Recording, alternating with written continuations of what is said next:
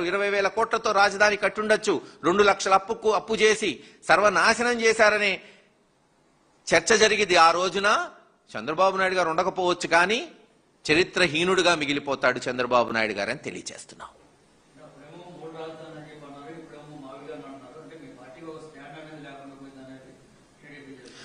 జగన్మోహన్ రెడ్డి గారు 3 రాజధానులు అనింది గతంలో హైదరాబాద్ ఒకటే నగరం, అందరు ముఖ్యమంత్రులు అనాదిగా ఆంధ్ర రాష్ట్రం ఏర్పడి నుంచి అభివృద్ధి చేశారు.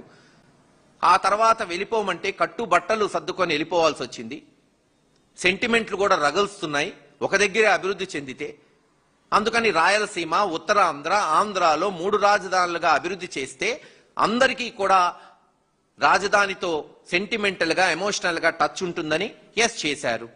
దాన్ని విషపూరిత వార్తలు రాసి చెప్పిందే చెప్పి ఆయన్ని విమర్శించి దాన్ని భ్రష్టు పట్టించి ఇప్పుడేమంటారు, ఎందుకు ఈ ప్రపోజల్తో వచ్చాడు? ఉంటాయి కదా, మనిషి అన్నాక ప్లాన్ ఏ, ప్లాన్ బి చెప్తున్నాడు. ఆ రోజే చెప్పాడు జగన్మోహన్ రెడ్డి గారు. తప్పేముంది దాంట్లో? ఈరోజు నేను ఒకటే ప్రశ్నిస్తున్నా అబ్బా, చంద్రబాబు నాయుడు గారు సమైక్యాంధ్ర అన్నాడు. ఆ తర్వాత తెలంగాణ ప్రజల మనోభావాల కొరకు తెలంగాణకు లెటర్ ఇచ్చి తెలంగాణ వేర్పడాలని చెప్పాడు.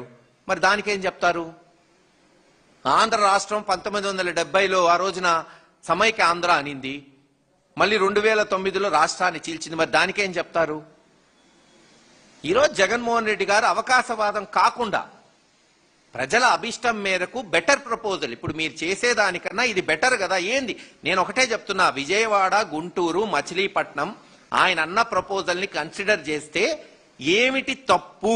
ఇది తప్పు అని చెప్పమనండి చంద్రబాబు నాయుడు గారిని. విజయవాడ, గుంటూరు కలుపుతూ సెక్రటేరియట్, అసెంబ్లీ, హైకోర్టు కట్టి మచిలీపట్నం ఇండస్ట్రియల్ కారిడోర్ గా మావిగన్ చేస్తూ అమరావతిని కూడా డెవలప్ చేయటం తప్పంటే తప్పనమనండి. అది వాళ్ళ పాలసీ. ప్రజలు నిర్ణయిస్తారు. అంతిమంగా ప్రజాస్వామ్యంలో ప్రజలే కదా నిర్ణయించేది. ఏ ప్రపోజల్ మంచిది, ఏది చెడుది ప్రజలు నిర్ణయిస్తారు రేపు.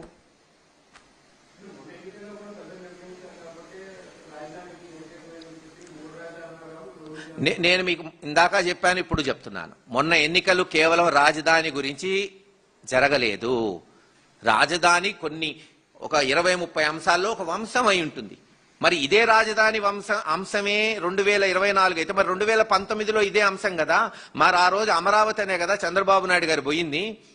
మరి ఆయన్ని కూడా చిత్తుగా ఓడించారు కదా. మరి అప్పుడు అమరావతి వద్దన్నట్ట ఆంధ్ర రాష్ట్ర ప్రజలు? ఎలక్షన్ అనేది కేవలం ఒకే అంశం మీద ఎక్కడా జరగదు. ఏ రాష్ట్రంలో జరగదు, ఏ దేశంలో జరగదు.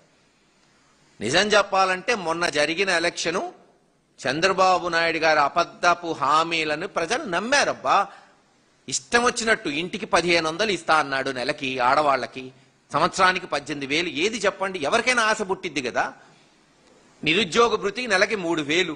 తమాషా. బంగారం అనేది తప్పితే ఇంక అన్నీ ఇస్తా అన్నాడు.